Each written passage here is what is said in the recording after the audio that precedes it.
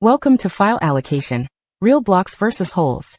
Every file on disk has two sizes, the apparent size you see, and the real blocks actually consumed. Knowing the difference saves disk space, speeds up jobs, and avoids nasty surprises.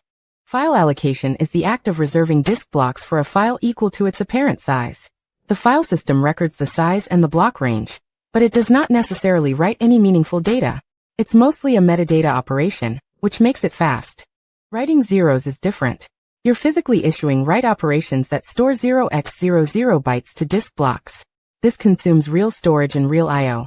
And the result is indistinguishable in content from a whole. But the cost is very real. Look at the two side by side. An allocated file reserves contiguous blocks of any content. A zero-written file specifically reserves blocks filled with zeros. Same disk usage on a non-sparse file system. Very different story on one that supports wholes. Three tools cover most allocation jobs. Fallocate allocates space fast by reserving blocks through the file system. Truncate sets the apparent size and may create wholes. DD copies and converts byte by byte, writing everything for real. Sparse files have logical size far greater than physical size. Most of the file is wholes. Preallocate files have logical size equal to physical size. Every block is real. Sparse saves space.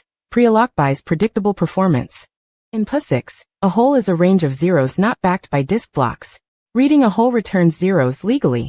The seek operations seek_data and seek_whole. Let programs jump straight to the next region of real data, or the next whole. That's how utilities like CP and tar handle sparse files efficiently. Two commands reveal both sizes. LSL shows the logical apparent size. Do shows actual disk usage. When they disagree, you're looking at a sparse file, and that gap is pure savings. Use cases spread across the stack. Swap files should be preallocate to avoid fragmentation. VM disk images are classic sparse files. Test fixtures love sparse files for fast large dummy data. Databases preallocate to guarantee contiguous extents for predictable I/O.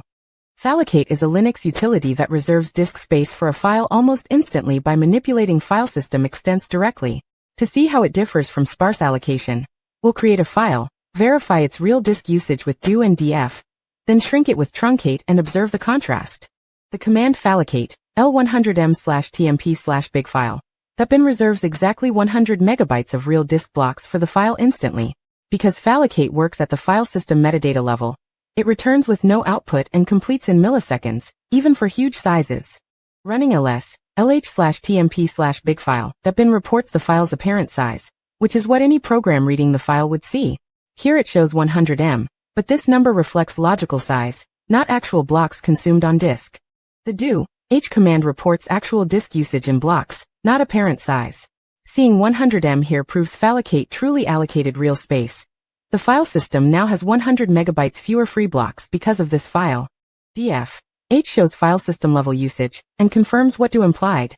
The /tmp file system has 100 M less available space than before. This is the system-wide view that proves the allocation is real, not just a metadata promise. Now we shrink the file with truncate, S50M, setting its logical size to 50 megabytes. Truncate changes the declared size metadata, but crucially it does not reclaim the previously allocated blocks. The file system usage stays the same, even though ls will now report a smaller file.